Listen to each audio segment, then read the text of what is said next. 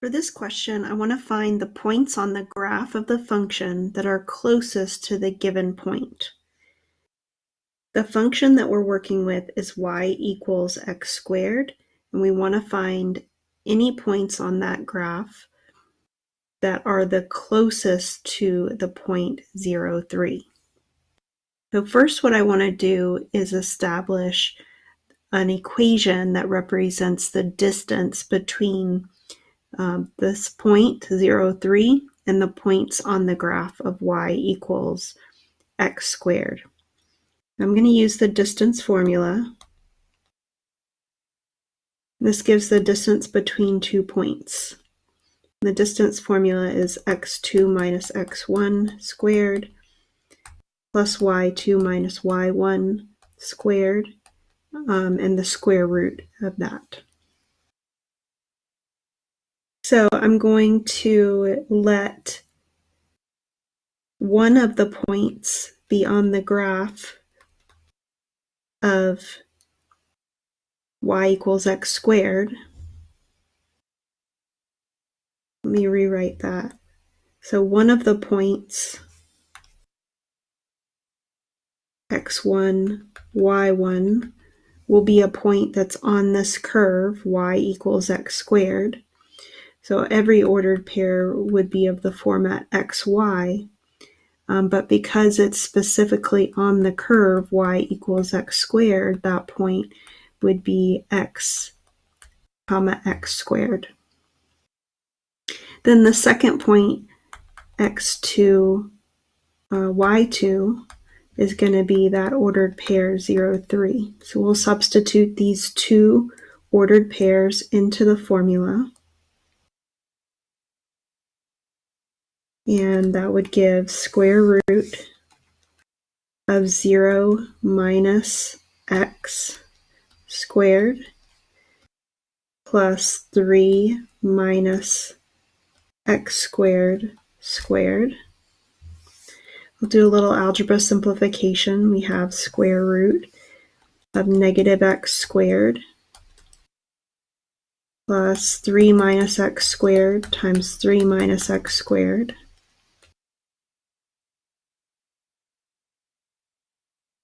Negative x squared is x squared. We'll multiply this out to get 9 minus x squared. Excuse me, that would be 9 minus 3x squared minus 3x squared plus x to the fourth. I'll combine like terms to get x to the fourth. We've got negative 3 plus negative 3 is negative 6, and a plus 1 would be negative 5x squared plus 9. So now I have a formula that represents the distance between any point xy that's on the graph of y equals x squared and the point 0, 3. And my goal is to find the points that are closest or to minimize this distance. So I'm going to use my calculus process to find the minimum distance. So with my calculus process, I'm going to use the second derivative test, which is to find critical numbers of our distance function. Then we're going to test those critical numbers in the second derivative, and this will tell me whether I have a minimum value. So to do that, I need to take my distance formula. I'm going to rewrite it as x to the fourth minus 5x squared plus 9 to the 1/2 power. I'm going to calculate the derivative so that I can find the critical numbers. So I'm going to use the chain rule, 1/2 x to the fourth minus 5x squared plus 9 to the negative 1/2 power. And we're going to chain by multiplying by the derivative of the inside. So we'll have 4x cubed minus 10x. And if I rewrite that derivative, it will be 4x cubed minus 10x over 2 times the square root of x to the fourth minus 5x squared plus 9. So we want to find the critical numbers, and finding the critical numbers means that we need to find where the derivative is equal to 0 or the derivative is undefined. So I took a moment to look at the graph of just what's underneath the radical here. I have a picture of the graph, and you can see that it has no x-intercepts. So it means it never equals 0. So we don't have any places where the derivative is undefined. We get no critical numbers from there.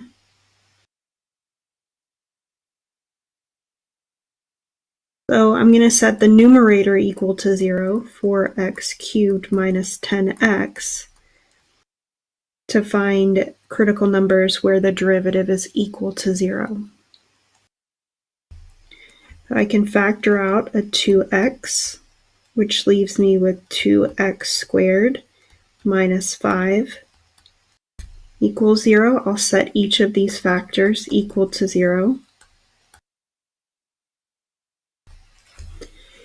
Divide by 2, that gives me x equals 0 as one critical number. And if I add 5 to both sides and divide by 2 on both sides, I get x squared equals 5 halves. I'll square root both sides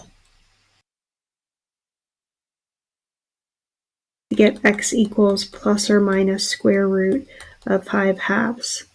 So I have three critical numbers of 0, positive square root of 5 over 2, and negative square root of 5 over 2. So now that I have the critical numbers, I want to test these critical numbers in the second derivative to see whether these are minimum or maximum values or neither. I need to calculate the second derivative. So I will rewrite the second derivative, I'm going to rewrite the first derivative so it's a little bit more convenient to calculate the second derivative. It'll be 4x cubed minus 10x over 2 times x to the fourth minus 5x squared plus 9 to the 1/2 power. Now calculate the second derivative using the quotient rule. That will be the bottom times the derivative of the top. That will be 12x squared minus 10 minus the top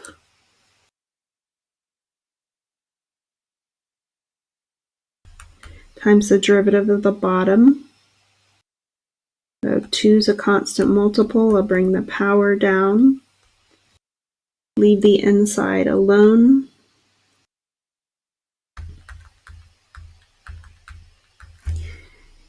Take 1 away from the power and chain by multiplying by the derivative of the inside. And this is all over the bottom squared. 4 times x to the fourth minus 5x squared plus 9 now to the first power. 1/2 raised to the second power. We'll multiply those powers to get 1. So the derivative is a little bit messy. Let's spend some time cleaning it up. What I notice is that I have some common factors. I have a factor of x to the fourth minus 5x squared plus 9 to the 1/2 power here. I have it to the negative 1/2 power here, and I have it to the first power here. So I'll be able to do a little bit of canceling. First, I'll factor that out to get x to the 4th minus 5x squared minus 9 to the negative 1/2 power. So when I factor that out of this term, it's going to change the power to, well, we subtract the powers, so it will become 2 times x to the 4th minus 5x squared plus 9, 1/2 minus negative 1/2. So it turns into the first power. 12x squared minus 10. And then when we factor it out of this term, it completely cancels. These cancel. And I have 4x cubed minus 10x squared remaining. And that should be a minus, not a plus, because we have this minus here. So this should be a minus.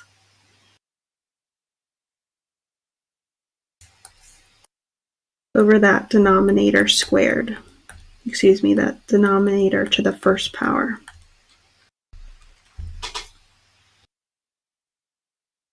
Now this factor can be combined with this factor here. And we have 2 times x to the 4th minus 5x squared plus 9 to now the first power times 12x squared minus 10 minus 4x cubed minus 10x squared all over, and we add those powers together, we'll have x to the 4th minus 5x squared plus 9 to the 3/2 power. So I said add, but essentially what I did was I moved, because this has a negative exponent, I moved it to the bottom. That made it multiplication, so I added 1 plus 1/2 to get 3/2. So this is my second derivative. It's not that pretty. But what I need to do with this second derivative is to find out when I evaluate it at those critical numbers, whether it comes out positive or negative. Okay, so for us to not get too far into the weeds with algebra simplification, what I'll do is I'll type this second derivative into the graphing calculator, and I'll use the calculator to evaluate instead of continuing with the algebra simplification.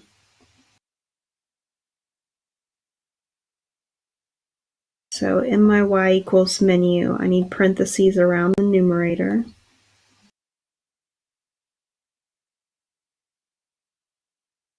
Got 2 times x to the 4th power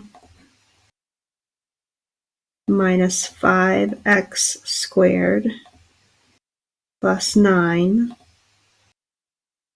times 12x squared minus 10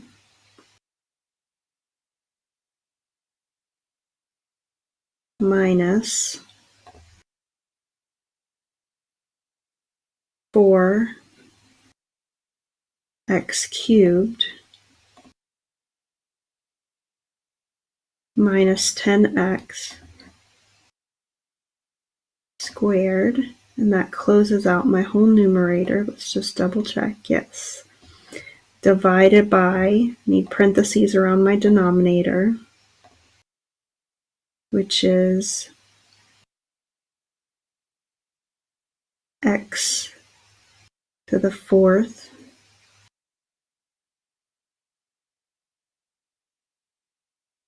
minus 5x squared plus 9 raised to the 3/2 power, and I'll close parentheses for that whole denominator. So that's my second derivative. Graph that. And I will evaluate it at those 3 critical numbers. So we'll do second calc value. I'm evaluating it at the critical number of 0, and I get a negative. So my critical number of 0 in the second derivative is negative. That indicates concave down, and concave down indicates a relative maximum at that critical number. Remember, we're looking for the minimum distance. So the other critical numbers were square root of 5/2 and negative square root of 5/2.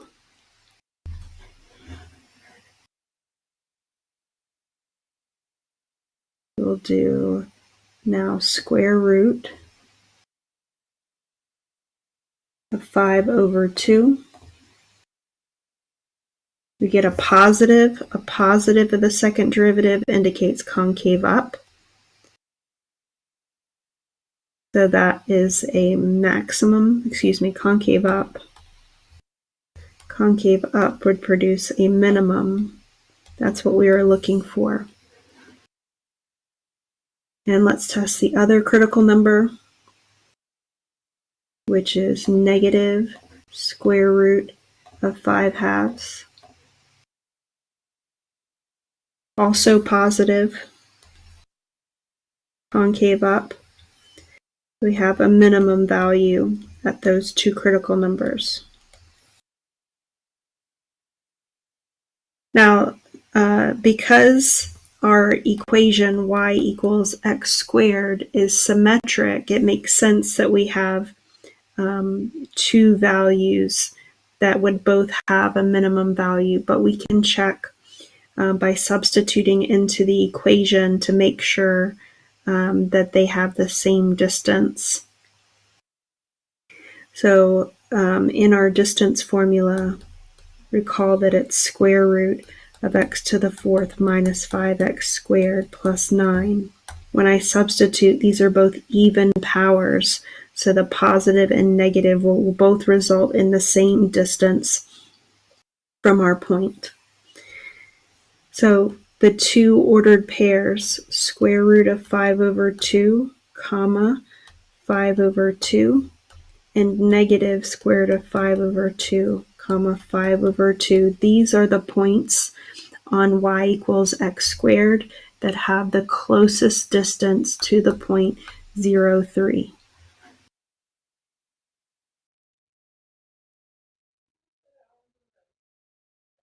Thank you for checking out my videos. Have a great day.